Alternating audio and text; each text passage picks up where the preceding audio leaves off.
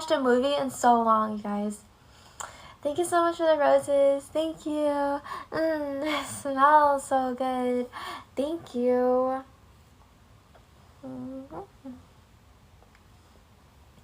Okay. Seeking the magic mushroom, in which a New York banker goes to Mexico's mountains to participate in the age-old rituals of Indians who chew strange growths that produce visions. Opened on a spread with a full-page colored photograph of a Mazatec woman turning a mushroom over a smoky fire, and goes on for no fewer than 15 pages. The headline is the first known reference to magic mushrooms, a phrase that, as it turns out, was coined not by a stoned hippie but by a Time Life headline writer. Thank you so much for following. Thank you, guys. We chewed and swallowed these acrid mushrooms, saw visions, and emerged from the experience awestruck. Watson tells us somewhat breathlessly in the first paragraph, we had come from afar to attend a mushroom rite, but had expected nothing so staggering as the virtuosity of the performing healers and the astonishing effects of the mushrooms. The photographer and I were the first white men in recorded history to eat the divine mushrooms, which for centuries had been a secret of certain Indian peoples living far from the great world in southern Mexico. Geez, they were probably the most spiritually gifted, for sure, if they've been doing this for centuries, doing psychedelics. Watson then proceeds to tell the improbable tale of how someone like him, a banker by occupation, would end up eating magic mushrooms in the dirt-floored basement of a thatch-roofed, up-walled home in a Oaxacan town, so remote it could only be reached by means of an 11-hour trek through the mountains by mule. Jeez, he went through a lot just to do that. Can you imagine? You're on an 11-hour ride on a mule. Thank you so much for following. Thank you, guys. We are at 170 new followers. Yay. Thank you. We're super close to 200 new followers. Thank you, guys.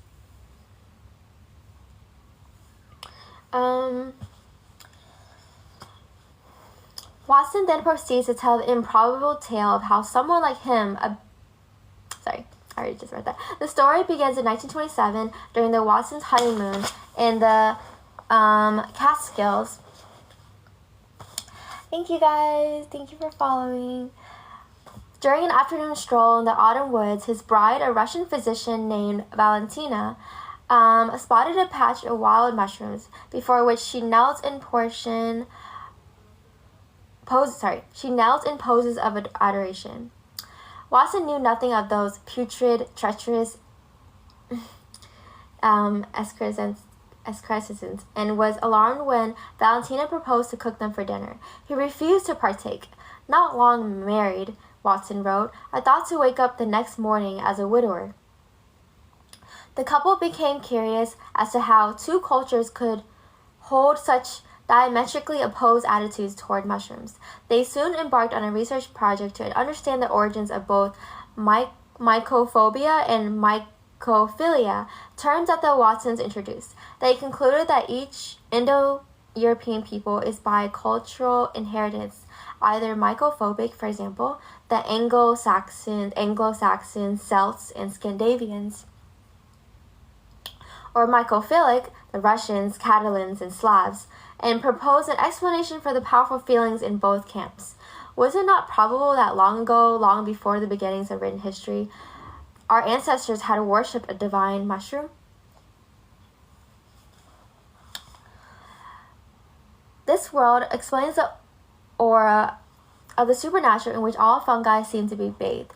The logical next question presented itself to the Watsons. What kind of mushroom was once worshipped, and why? And with that question in hand, they embarked on a 30-year quest to find the divine mushroom. They hoped to obtain evidence for the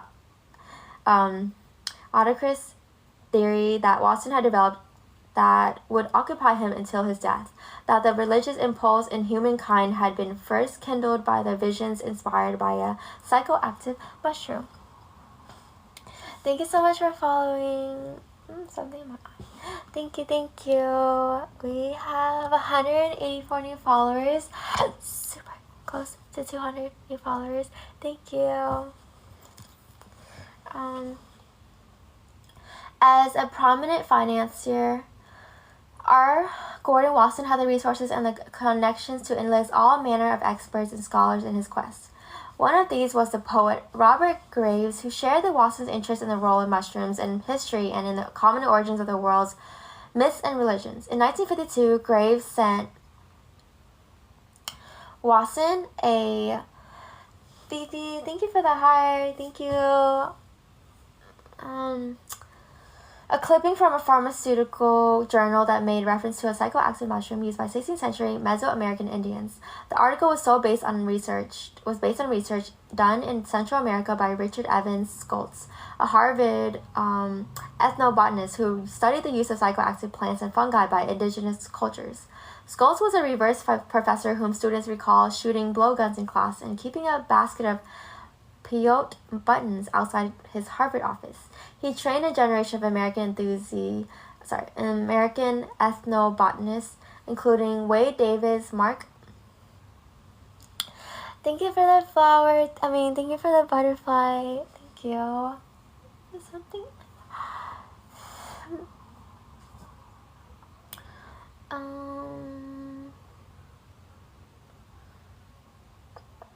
Michael Billig, Tim Palman, and Andrew Well. Along with Wasson, Schultz is one of a handful of figures whose role in bringing psychedelics to the West has gone underappreciated. Indeed, some of the first seeds of that movement have quite literally sat in the Harvard herbarium since the 1930s, more than a quarter century before Timothy Leary set foot on the campus.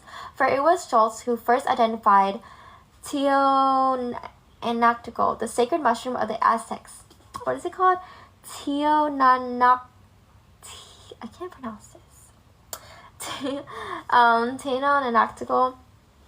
So the sacred mushroom of the Aztecs and their descendants, as well as locally the seeds of the morning glory, which the Aztecs also consumed sacramentally and which contain an alkaloid closely related to LSD.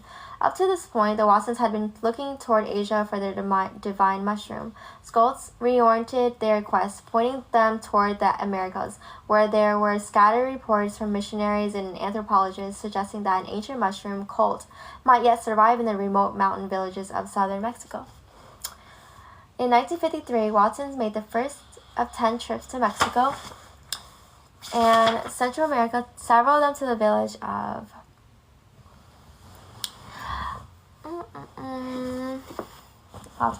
deep in the mountains of the Oaxaca, where one of his informants, a missionary, had told him healers were using the mushrooms.